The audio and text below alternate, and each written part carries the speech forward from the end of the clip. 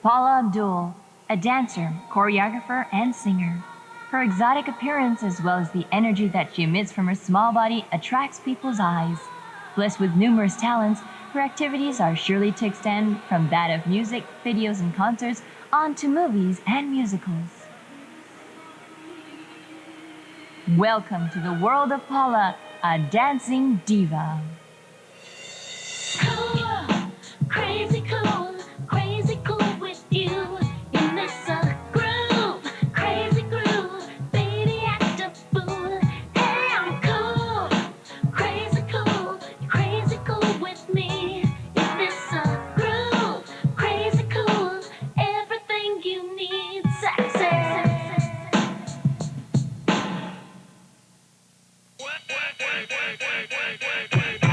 Since her debut in 1988, Paula Abdul has released 3 albums. She came up with 6 #1 singles out of them and sold over 17 million albums across the world. She is indeed a top artist, but her activities do not rest upon only being a singer. She was in charge of choreography not only for the exciting dances in her own video clips, but also for many other artists, including Janet Jackson, for their concerts and video clips. Also, dance scenes in movies, including that of Oliver Stone, were choreographed by Paula. In 1995, Paula Abdul, an all-around artist, released a new album in 4 years. We asked her about her past, present, future, and dreams. I've always aspired to be an all-around artist, an all-around entertainer. And, sometimes I feel that I was born in the wrong era because of my idols being like Judy Garland and Liza Minnelli and Gene Kelly. As I was growing up, those musicals never really continued. The magic of them, the tradition of them never continued. So it was trying to find my way of being a contemporary all-around entertainer. Yeah, I wanted to be an entertainer since I could remember, since 4 years old. Was that your mother's influence? Actually, it wasn't either of my parents' influence. When I was 4 years old, I saw my first musical, which was Singing in the Rain, and I fell in love with Gene Kelly, and I knew that I wanted to be an entertainer, to dance like he danced. Wow, that's an early age, isn't it? Yes, it is. And I would be, from that point on, I was addicted to watching the old MGM musicals on television. Hey, hey, Paula. Paula was born in Los Angeles in 1963 between her father Henry of Assyrian and Brazilian descent, who owned a ranch, and her mother Lorraine of French descent, who was a concert pianist. At the age of 7, she started taking ballet lessons. She won a scholarship and joined Bela Luski Dance Company. She spent her youth learning all sorts of dance styles from across the world in the company.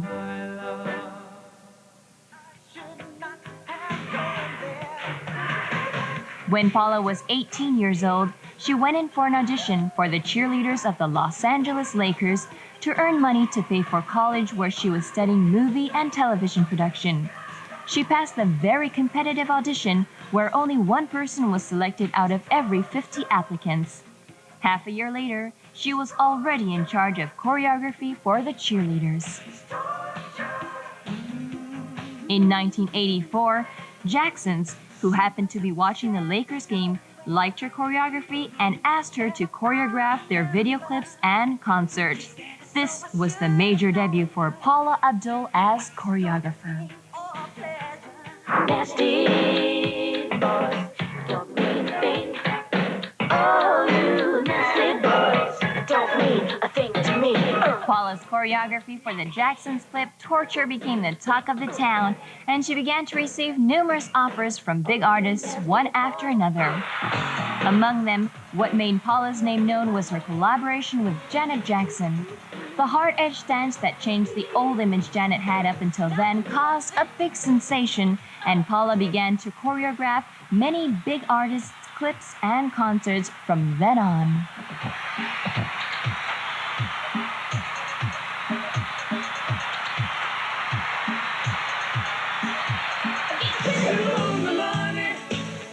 control or witness. I leave you lonely, don't monkey with your business. You pay the profits to justify your reasons. I heard you promise, but I don't believe it. That's why I'm doing it again.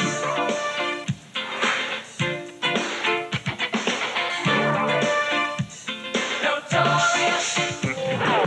You know, it's when I was already in the business of being a professional dancer and doing choreography, I was able to work with other artists. You know, I was being hired to put a look and a sense of style on Janet Jackson and George Michael's tour and Luther Vandross and Duran Duran and everybody. So I would see how fickle the music business was. And even if you get a record deal and you put together a whole album, there's no guarantee that it'll be released. And if it is released, there's no guarantee that it'll be successful. So I was already old enough to learn that there are no promises or guarantees. Paula signed a contract with Virgin America as a singer early in 1988. In June of that year, she released her debut album, Forever Your Girl, within the United States. Although her album did go into the charts, her start was only a mediocre one. In August, the single cut from the album, The Way That You Love Me, hit number 10 in the black charts, but it only made it to number 88 in the pop charts. Her debut album did not make a great start at the beginning, although in the very end, it did become a platinum album, selling 10 million copies throughout the world and bringing out 4 number 1 singles in the United States. So when I was making my album, I, of course, hoped for the best, but I didn't expect anything. I just was grateful to have the experience to make an album, and even if it didn't sell, one day my grandkids would be able to say, "Oh, Grandma did sing. She did make an album. She's on a video." So, you know, I didn't expect anything. To sell 12 million albums my first go was astonishing and an incredible time in my life. Inspiration for my choreography comes from all different areas. Some of my best work has come from actually dreaming it. I wake up in the middle of the night and I'll write down specific things that I remember. And I also have a video camera that I have in a dance studio at my home that when I'm inspired, I just turn it on and I just start moving around, and then I go back and pick out key steps that I really enjoy. And also, I mean, music plays a major part of it. I have to be inspired by the music firsthand so that I can create to the music. Is that one thing that is really important when you do select the music that you do sing? Something that... Absolutely. It's so important for me because what happens is if I feel passionate about a song, then immediately I start envisioning what I'm going to do for choreography, and it does go hand in hand. I could be in the studio recording my song, and I always have paper next to me and I write down ideas for choreography that I have. Is that easy for you? I don't even think of it as being easy or difficult. It's just kind of natural. It just happens. I think the most memorable and experience I ever had, and the one that I treasure the most, was when Gene Kelly phoned up my representatives and asked to meet me and to come over to his house and have some tea with him. And that, I can't, there's nothing that compares to that experience because he's my all-time idol, and meeting him was a dream come true.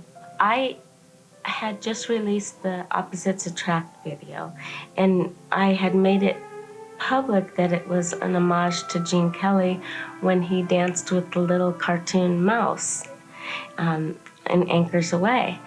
And he saw the video and he loved it, and he called up the record company and got a hold of my management and said that he would love to meet me, that he thought was a wonderful tribute to him.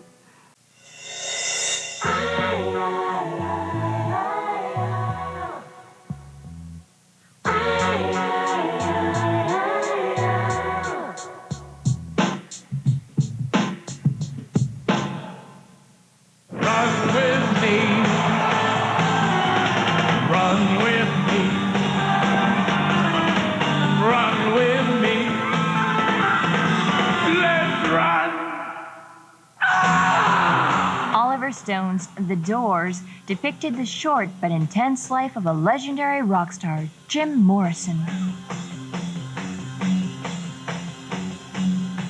At the request of Stone, Paula choreographed some stage scenes for Val Kilmer, who played the role of Morrison. In this movie, Paula went beyond a simple dance choreography and challenged to express the complex inner self of a legendary rock star.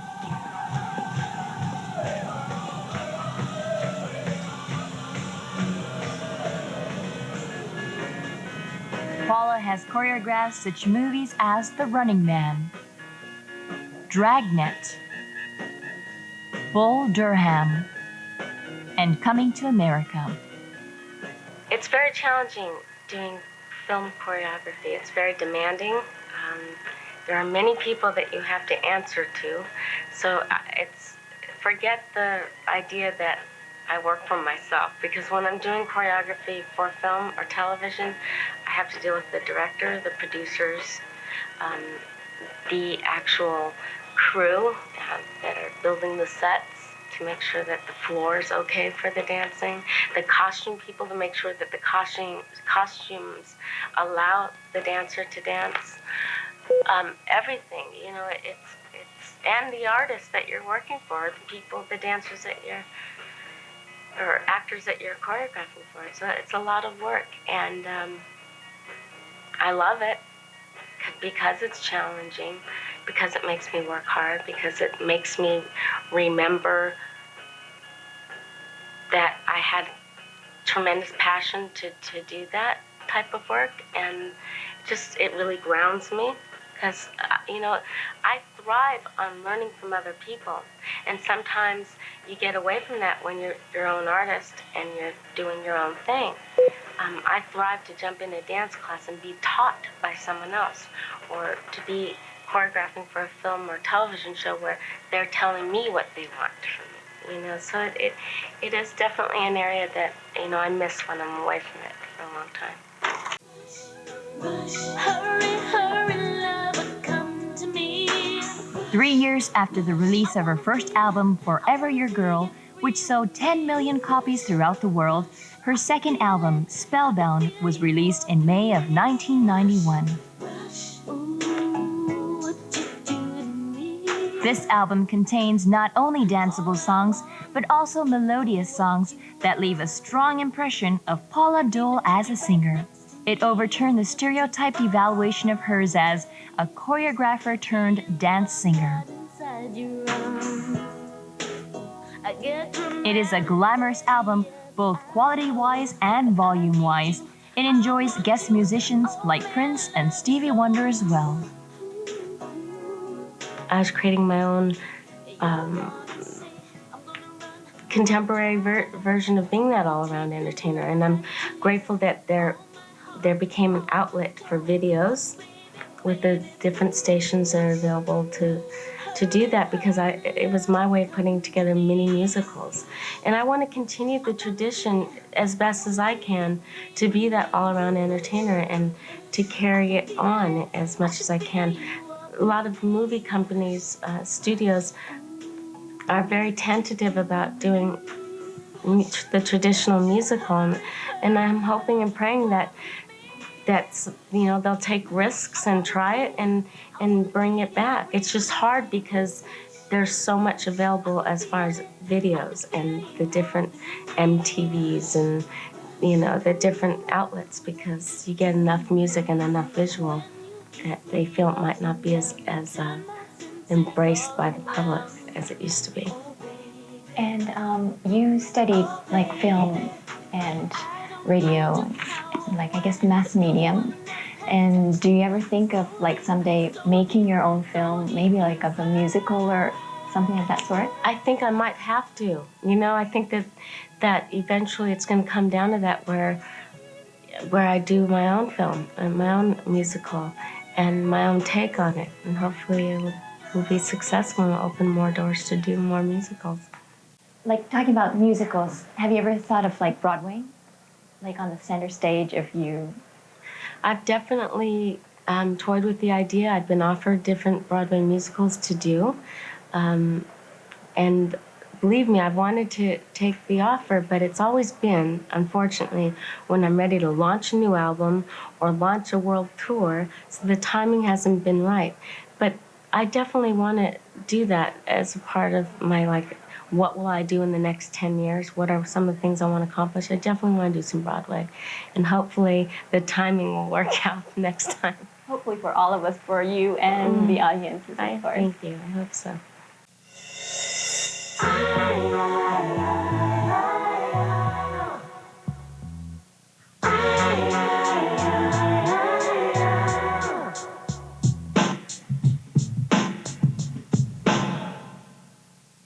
How did you envision yourself as you were growing up when you were doing the dance lessons?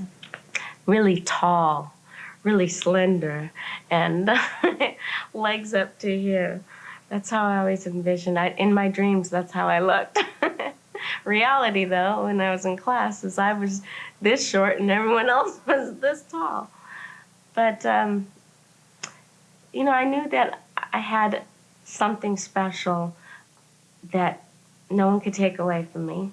And I knew that because it's very rare that you ever experience a feeling where you are totally removed from this earth and you feel that you are floating on air and that you have this total freedom. And whenever I dance, it takes me to that place where there's a remarkable feeling of elation. And you know, there's certain things that can give that to you in some doses, like skiing, snow skiing when you're on the mountain and no one else is around you. And I've experienced skydiving, jumping out of a plane, and that's probably the most incredible feeling because it's the closest near-death experience. And, you know, I could say skiing and skydiving and dancing takes you to a place unlike anything else, for me. So you always do, like, have a blast, have a ball whenever you do dance? Yes and no. I mean, it does. There's times when it's very painful because some parts of the choreography brings back certain memories for me that weren't that, you know, great times for me. Some songs that I'm dancing to are very sad songs. So either emotion, it still takes me away to a place I feel like I'm in my own element. The latest album, Head Over Heels, was released in 1995, 4 years after the release of Spellbound. This is a highly complete album, blending the commercial nature of the first album and the innovative nature of the second album. Paula also joined in the production of the album, trying to make it meet up to her complete satisfaction, eliminating any compromise. Paula gained much experience both in her public and private lives, and this growth can be clearly seen in the new album. And I also have a tour coming that I'll be going back to the United States and putting my tour together and coming back and performing. So you do love to perform on the stage? I can't think of a better place to be than to be on stage and to be able to have the live interaction, the instant gratification, the love and the support that I get. And it makes me give even more of myself. And even when I think I can't give anymore, you always find an extra 10%, and it's great. Well, thank you. We hope you do have a great tour. Thank you for your time today.